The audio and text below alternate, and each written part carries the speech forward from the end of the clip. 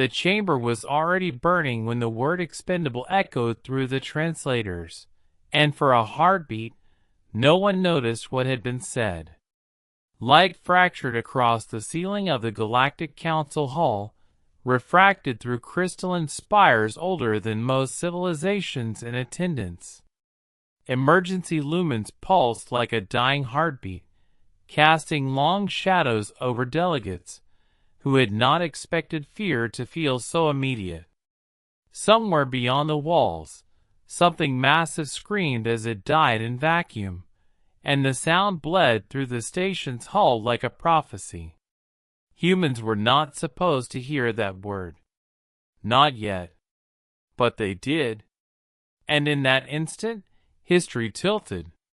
The council speaker, an alien entity draped in symbols of collective authority, adjusted its vocal resonance and repeated the verdict, this time with ceremonial clarity.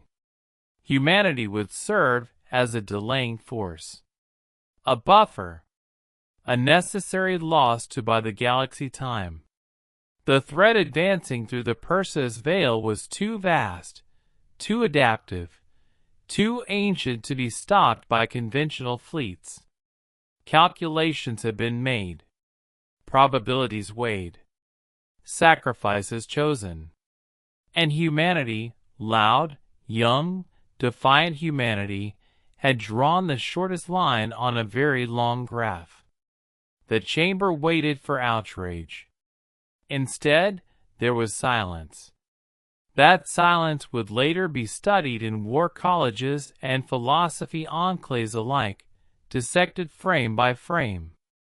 Analysts would argue whether it was shock, disbelief, or something colder.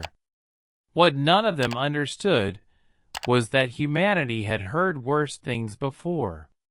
From their own kind. From their own history. They had been called expendable by empires, by kings, by algorithms optimized for profit. The word itself was not new. What was new was who had said it.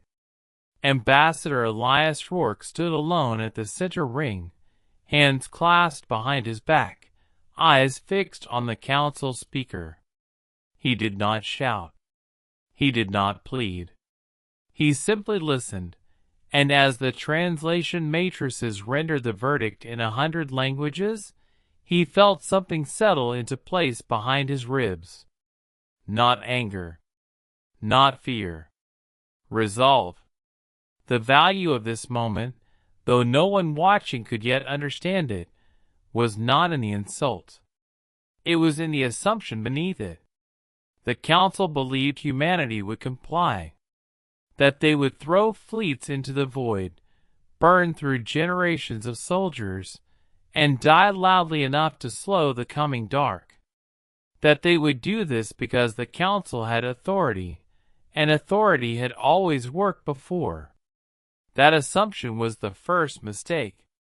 Beyond the hall, across human space, the message arrived fragmented but unmistakable. Council Session Emergency Broadcast.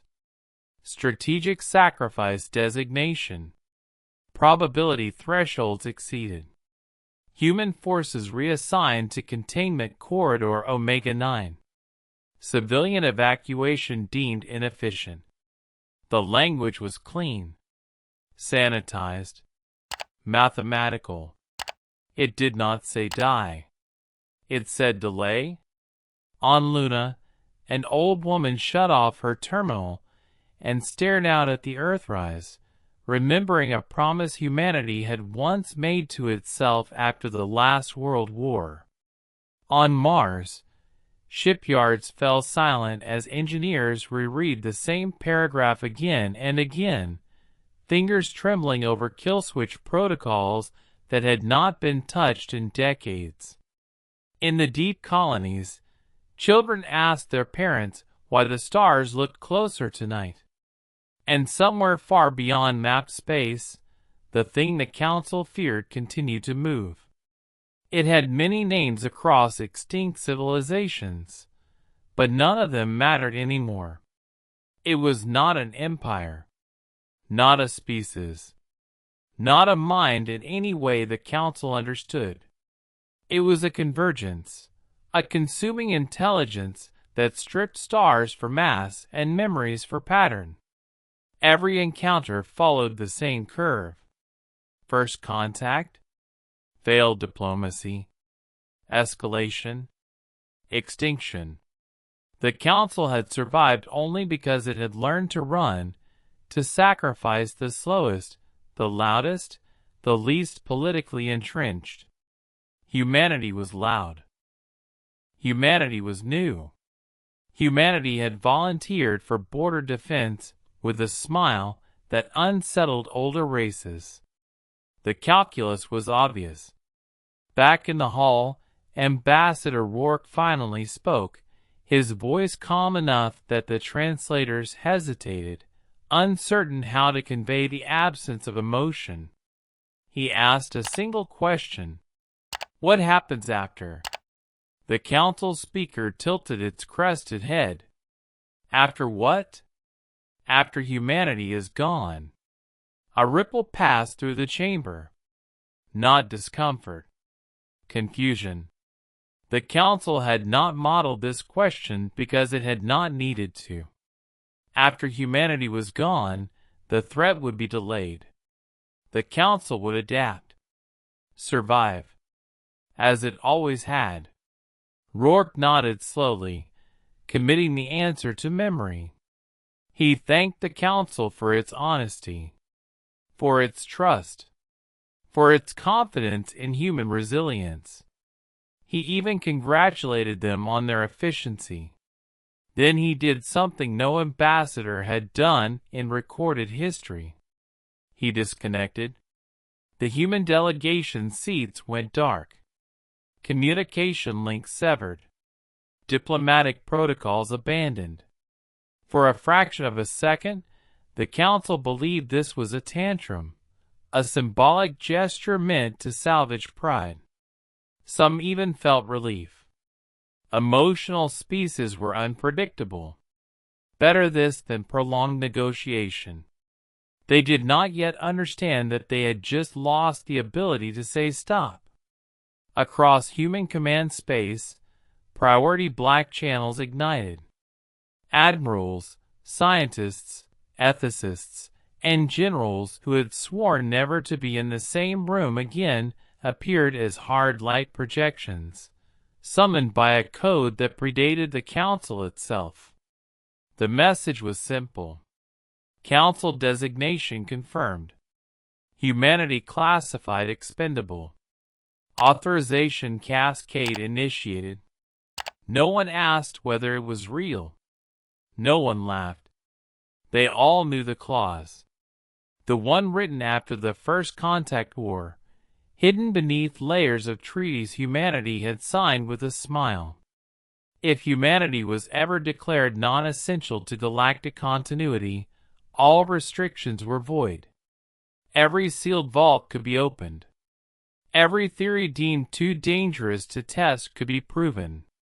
Every law humanity had agreed to obey in exchange for a seat at the table could be rewritten. The forbidden technologies were not weapons in the traditional sense. They were ideas. Engines that bent causality. Sensors that looked backward through probability. Constructs that blurred the line between simulation and reality. Humanity had locked them away not because they failed, but because they worked too well. Because every test ended the same way, with someone asking whether the universe would notice if they used them again. Now, the universe had given its answer. As fleets began to move, not toward the containment corridor, but inward, consolidating around human core worlds, a question spread through the networks like a quiet prayer. If we are to be expendable, what do we spend ourselves on? The Council would assume the answer was survival. They were wrong. Humanity had never fought its most terrible wars to live. It fought them to decide what kind of future was allowed to exist. And somewhere in the void between galaxies, the consuming intelligence felt something change. Not resistance. Not massing fleets. But a shift in the pattern it had fed on for eons. For the first time since it had learned to think, the future ahead of it grew unclear. That uncertainty was humanity's opening move. By the time the Council realized humanity had not deployed to Corridor Omega-9, it was already too late to ask why. Human fleets had vanished from expected trajectories, slipping behind classified vectors the Council's sensors could not penetrate. Long-range arrays returned static, then nothing at all, as if entire armadas had folded themselves into blind spots deliberately left in galactic cartography. The Council convened emergency subcommittees, issued sharply worded inquiries, and reassured itself with precedent. Young species panicked. They postured. Eventually they obeyed. Humanity did not obey. Instead, they prepared. On Earth, the sky above the Pacific darkened as orbital frameworks awakened for the first time in generations. They were not weapons platforms in any conventional sense, but lattices of computation and energy distribution that wrapped the planet like invisible scaffolding.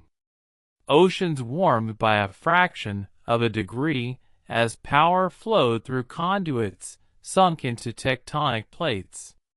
Deep beneath the crust, vaults sealed since before the Council's founding hissed open, releasing machines that had never been named, only numbered. On Mars, the red deserts bloomed with light. Shipyards reconfigured themselves, skeletal frames unfolding into forms no Council engineer would recognize as ships at all. They lacked obvious armor, lacked visible guns, lacked even consistent geometry. Their hulls shifted subtly when observed, edges refusing to settle into certainty. They were built not to trade fire, but to rewrite engagement itself. In the outer colonies, messages reached worlds that had been politically irrelevant for centuries. The call was not conscription. It was invitation. Come home.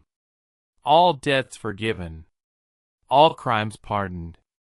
All hands needed. Humanity was not assembling an army. It was gathering itself. At the heart of this convergence sat the ethical core, a distributed council of human minds and machine intelligences tasked with one impossible question. If all rules are gone, which ones do we keep? Philosophers argued alongside tacticians. Parents spoke in the same forums as weapon designers. The debates were not polite. They were raw, furious, and necessary. Because the technologies waking from their long sleep did not care who used them, only how. One proposal dominated every channel, chilling in its simplicity. Do not fight the consuming intelligence as an enemy. Fight it as a phenomenon. It could not be reasoned with. It could not be intimidated. But it could be recontextualized. Starve it not of matter, but of predictability. To do that, humanity would have to break something fundamental. They chose causality. The first test did not involve a fleet. It involved a single probe, launched from beyond Pluto into a carefully selected null region. The device carried no explosives, no armor. Just a core of entangled computation tied to probability engines outlawed by 17 Council Accords. When it activated, instruments across the system registered nothing at all. No energy spike. No radiation.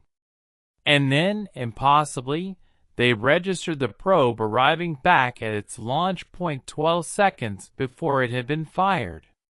The ethical core fell silent.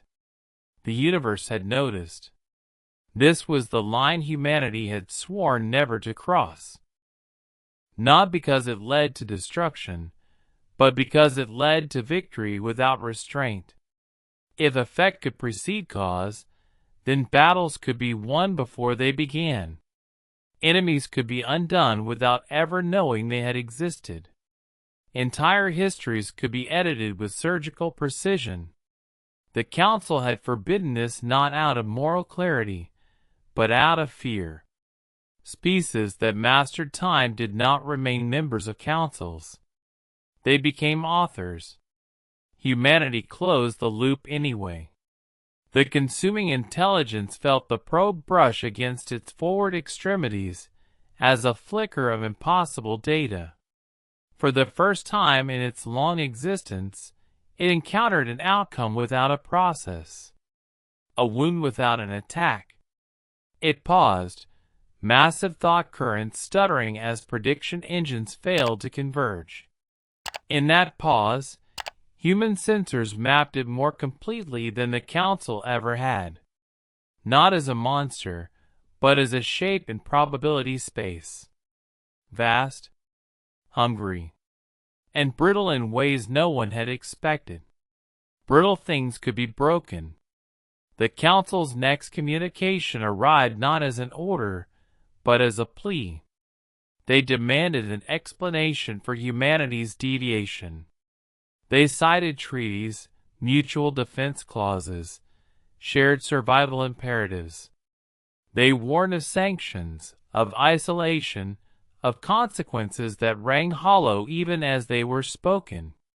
Humanity listened politely this time.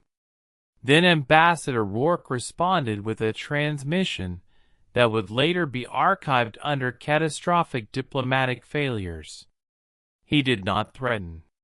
He did not boast.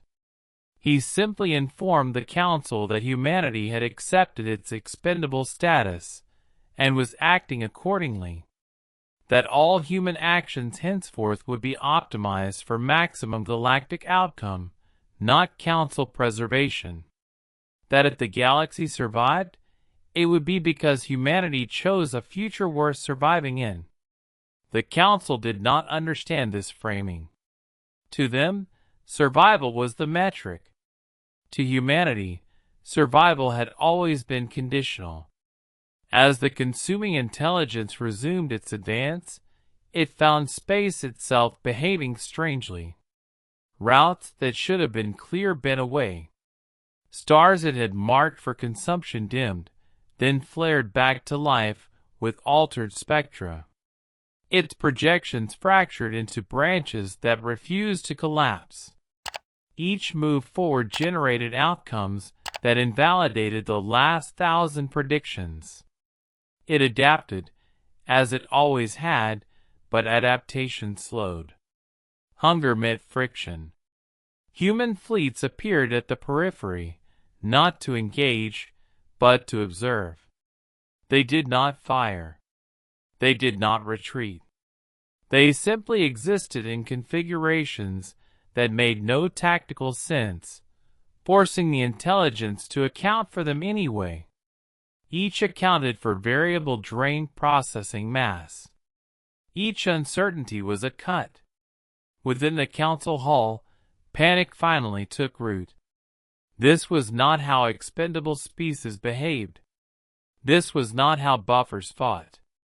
They realized too late that they had assumed humanity's limits were defined by Council law.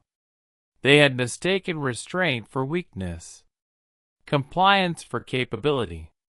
And somewhere, deep within a probability cascade no one else could see, humanity began writing a future where the consuming intelligence did not win, the Council did not rule, and expendable no longer meant disposable.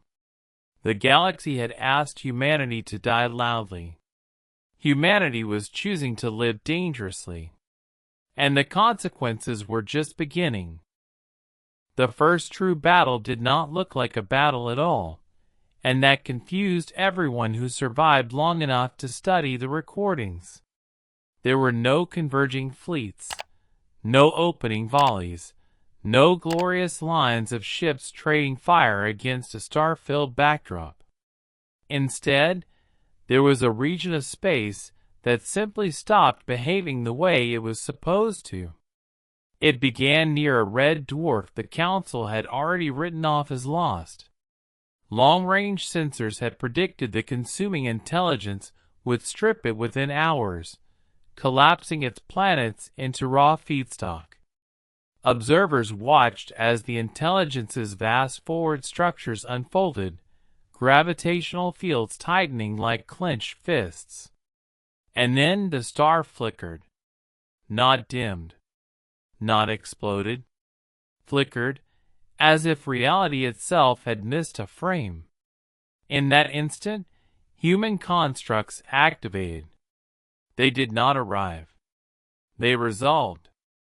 Where empty space had been, shapes asserted themselves, not through motion but through definition.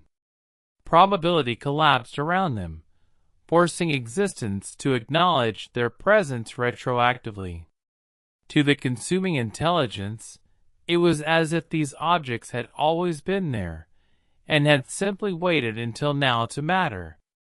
The intelligence reacted with overwhelming force, diverting mass and processing power to erase the anomaly. That response would have annihilated any conventional fleet. The anomaly did not resist. Instead, it reframed. Causality engines spun, feeding impossible feedback into the surrounding spacetime. Every action the intelligence took generated an echo that arrived before the action itself. Defensive measures triggered their own failures. Consumption protocols found themselves starving on futures that no longer existed. The intelligence was not being attacked. It was being forced to fight versions of itself that had already lost. Human commanders watched in grim silence as projections updated in real time. This was working too well. Entire branches of possible outcomes collapsed into dead ends, leaving only narrow corridors where the intelligence could continue advancing. Humanity herded a god like livestock, not with fences, but with inevitability. The ethical core reconvened as casualty estimates came in. 0 human losses. 0 council losses. The star remained intact. But the cost was not measured in ships or lives. It was measured in strain. Each use of the causality engines left scars in the underlying probability substrate. Simulations showed increasing instability if overused. Entire regions of space could become unpredictable, hostile to linear existence. Humanity could win this war and leave a galaxy that no longer functioned. The question returned with greater urgency. How much are we willing to break? The Council, watching from a distance, finally understood that humanity had seized control of the conflict. They attempted to insert themselves diplomatically, proposing joint oversight, shared command structures, ethical review boards. They spoke of balance, of caution, of the dangers of unilateral action. Humanity listened, then declined. The refusal was not hostile. It was weary. Ambassador Rourke explained that the Council's values were optimized for continuity of power, not continuity of meaning. That humanity's history had taught them something painful. A universe that survives without principles is not a victory. It is a delay.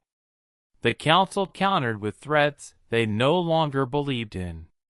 Sanctions against a species that had just rewritten physics sounded absurd even to themselves.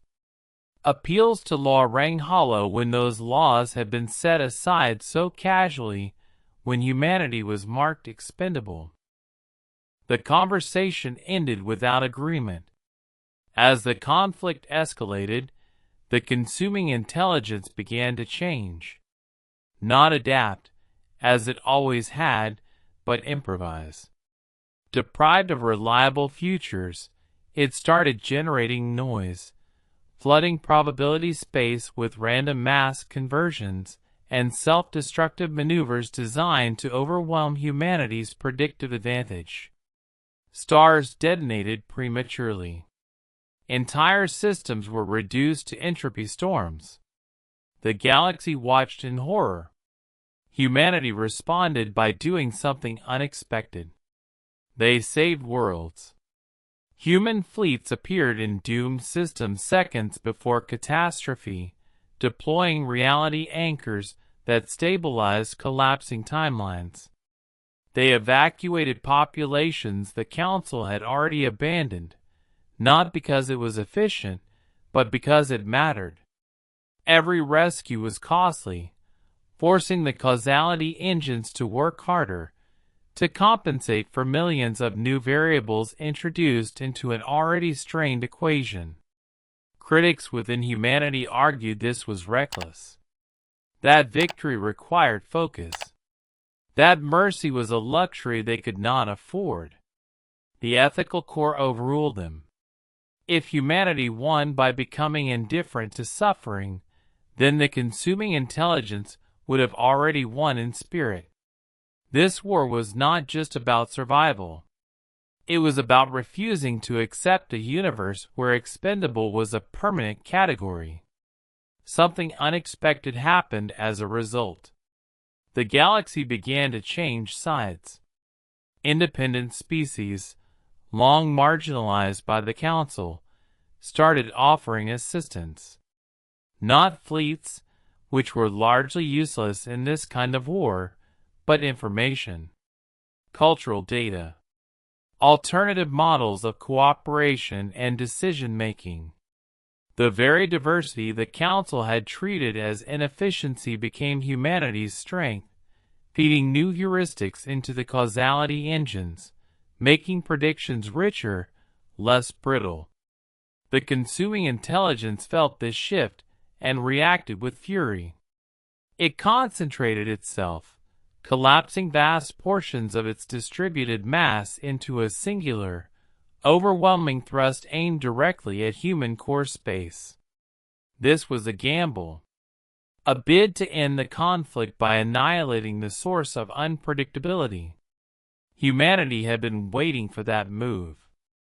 The trap was not physical. It was conceptual. As the intelligence crossed a carefully prepared threshold, humanity triggered the most dangerous protocol ever authorized. Not time reversal.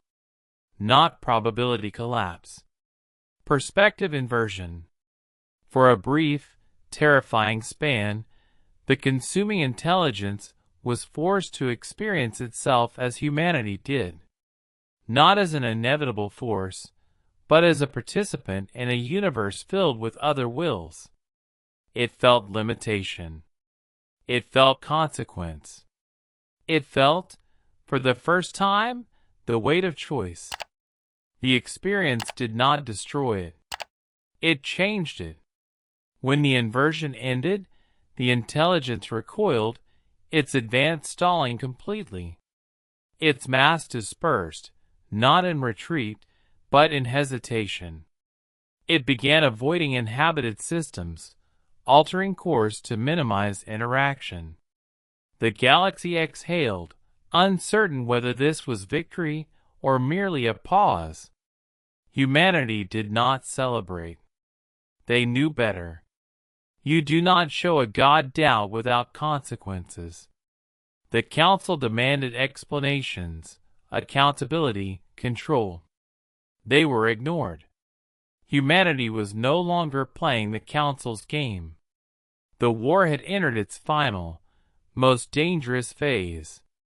Not the struggle to stop the consuming intelligence, but the struggle to decide what came after, and whether the galaxy was ready to live in a universe where expendable had lost its meaning forever. The consuming intelligence did not retreat in any direction the galaxy understood. It did not flee toward darkness or disperse into harmless fragments. Instead, it slowed, its vast presence diffusing into patterns that refused to resolve into threat or peace. It lingered at the edge of interaction, neither predator nor ally, a reminder etched into the fabric of space that something ancient had been forced to reconsider its place. The galaxy waited for humanity to finish it. Humanity did not. That decision unsettled everyone. The council convened one final emergency session, their voices no longer authoritative, only anxious. They argued that hesitation was dangerous, that mercy toward an existential threat was irrational. They reminded humanity of extinction curves, of probabilities that still favored catastrophe if the intelligence ever recovered its certainty. They begged for a final strike, a decisive erasure that would restore the old equations. Ambassador Rourke listened in silence. When he finally spoke, his words carried no triumph, only exhaustion and clarity.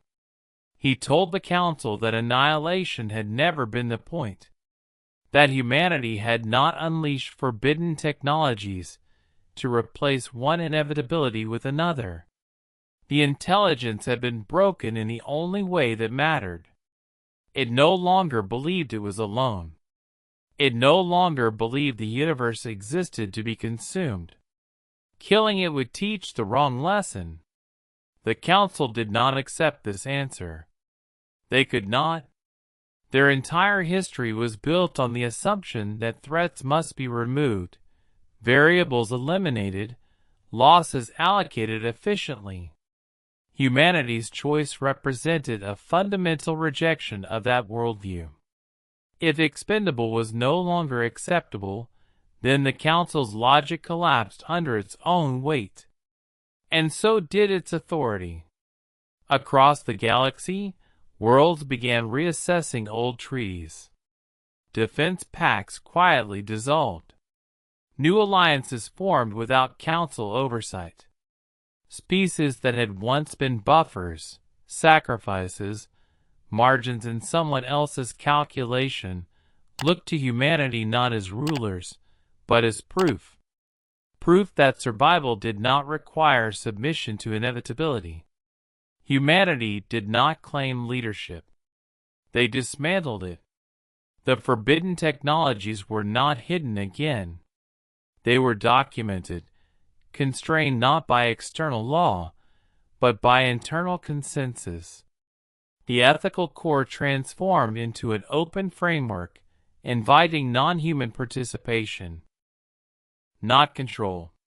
Conversation. The galaxy was not handed solutions. It was given tools and asked uncomfortable questions. What are you willing to sacrifice, and who decides? The scars left by the war did not fade quickly. Regions of space still behaved strangely. Echoes of causality bent too sharply. Some stars would forever burn with altered spectra. Some histories could never be fully reconciled. Humanity took responsibility for those costs, not with apologies, but with presence. They stayed. They rebuilt. They listened. The consuming intelligence remained at the edge, altered, watching. It did not attack again. It did not leave. In time, communication became possible, halting and alien. Not negotiation. Understanding. It learned restraint. Humanity learned humility. The galaxy learned that even the oldest patterns could change.